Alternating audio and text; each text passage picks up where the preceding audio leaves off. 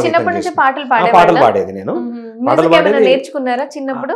చిన్నప్పుడు నేర్చుకోలేదు. నేను ఇక్కడ హైదరాబాద్ వచ్చిన తర్వాత త్యాగరాయ మ్యూజిక్ కాలేజీలో ఇంకోటిలో హిందుస్థానీ వోకల్ నేర్చుకున్నాను. ఎందుకు యాక్టింగ్ కి మీరు అంటే నేను యాక్టింగ్ చేయలేను తీసుకోరు అని ఫిక్స్ అయిపోయిన తర్వాత దీనిలోకి వచ్చారు? అంటే ఈ చిన్నగా మనకు కొంచెం షార్ట్ గా ఉన్నాం, మనకు ఏదో చిన్న క్యారెక్టర్లు చేసుకోవాల్సి వస్తుందేమో అనే పరిస్థితుల్లో మ్యూజిక్ నేర్చుకొని ఇటు మామూలుగా డివోషనల్ క్యాసెట్స్ చేసుకుంటూ పాటలు చేసుకుంటూ పోతున్నాను.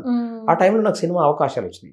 వచ్చిన తర్వాత నాని ఉన్నాడు కదా ఇప్పుడు, హీరో నాని ఉన్నాడు కదా, హీరో నాని ఫస్ట్ పిక్చర్ నాదే. నేను లవ్ వైరస్ అనే సినిమా, దానికి ఇప్పుడు ఉన్న ట్రెండ్ సెట్ లో ఉన్న కాసర్ల శ్యాము పాట రాశాడు. అష్టచమ్మ కన్నా ముందు ఒకటి లవ్ వైరస్ అనే సినిమా ఉంటుంది, ముగ్గురు హీరోలు ఉంటారు, అందులో వన్ ఆఫ్ ద హీరో ఆయన. నేను దానికి మ్యూజిక్ డైరెక్టర్. అప్పుడు నా దగ్గరే ఉండేది నానిగారు. మొదటి అవకాశం ఎలా వచ్చింది? నాకు అంటే నేను సాంగ్స్ చేస్తున్న టైంలో నాకు ఏదైతే డివోషనల్ షిర్డీ సాయిబాబా పాటలు చేశాను, షిర్డీ సాయిబాబా సాంగ్స్ చేశాను 99లో. చేసినప్పుడు నాకు ప్రొడ్యూసర్ ఏమన్నా అంటే సినిమా చేద్దాం బాగుంటదని నాని గారిని ఇంకో ఇద్దరు కొత్త పిల్లల్ని పెట్టేసి, అప్పుడు ఆయన కొత్తగా అనమాట, వాళ్ళ ఆల్రెడీ ఫాదరు వాళ్ళ పెదనాన్న ఆల్రెడీ ప్రొడ్యూసరు, టైమ్స్ అనే సినిమా చేశారు.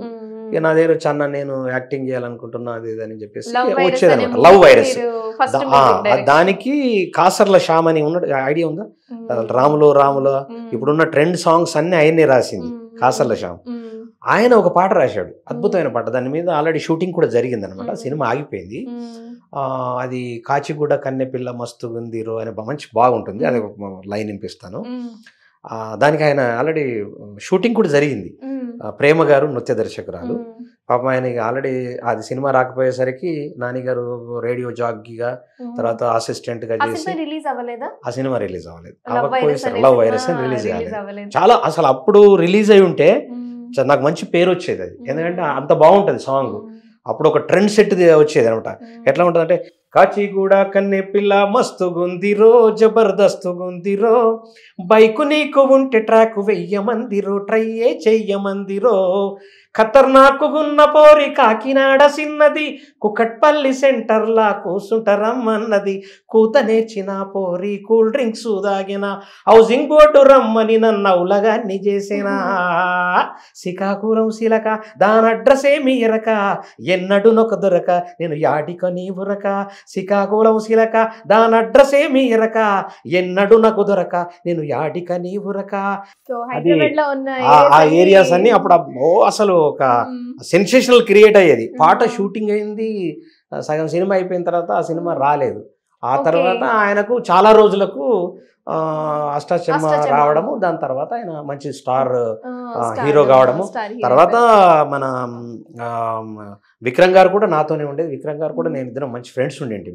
ఆయన యూత్ అంటే నేను ఇప్పుడు మాకంటూ ఒక ఈగో ఉంటది కదా, నేను ఒక మ్యూజిక్ డైరెక్టర్ను. ఒకవేళ నేను ఇప్పుడు ఎట్లుంటదంటే, మనిషి ట్రెండింగ్లో ఉంటేనే వాల్యూ ఇస్తారు, మనిషి హిట్లో ఉంటేనే, ఆయన సక్సెస్ లో ఉంటేనే ఆయనకు వాల్యూ ఇస్తారు. సడన్ గా నేను ఆయనకు ఫోన్ చేసియో లేకుంటే ఆయనను కలిసో కొంచెం తేడా వస్తే మాకు ఫీలింగ్ వస్తుందని మేము యాక్చువల్ పట్టించుకోం. మ్యూజిక్ డైరెక్టర్ అంటే ఒక సినిమాకు బేసిక్ గా మెయిన్ గుండెకాయ లాంటి వాళ్ళు కదా. మ్యూజిక్ అనేటటువంటి ఒక గుండెకాయ. మాకు మా అస్తిత్వాలు మాకుంటాయి, మా ఫీలింగ్ నాతోనే ఉండేది, రెగ్యులర్ గా నాతోనే మంచి చాలా బాగుండేది, నాతోనే ఉండేది, ఎక్కువ శాతం నాతోనే ఉండేది. కళ్యాణ్ గారిని కూడా, కళ్యాణి గారు ఉన్నారు కదా మన కమెడియన్ కళ్యాణి గారు, ఆమె కూడా నా దగ్గరికి పాట నాకు అవకాశం ఇవ్వని వచ్చింది. చాలా మంది సింగర్లు అంటే గురుగారు కీర్తిశేషులు బాలసుబ్రహ్మణ్యం గారి నుంచి, నాగూర్బాబు గారి నుంచి అనేక మంది సింగర్లు నా మ్యూజిక్ డైరెక్షన్ లో పాటలు పాడారు. కానీ నేను చేసింది ఏంది ప్రైవేట్ సాంగ్స్. ఆ తర్వాత నాకు ఐఎమ్ ఎన్ ఇండియన్ అనే ఒక సినిమా వచ్చింది. ఆ I'm N Indian Chandrababu Naidu గారు అప్పుడు ముఖ్యమంత్రి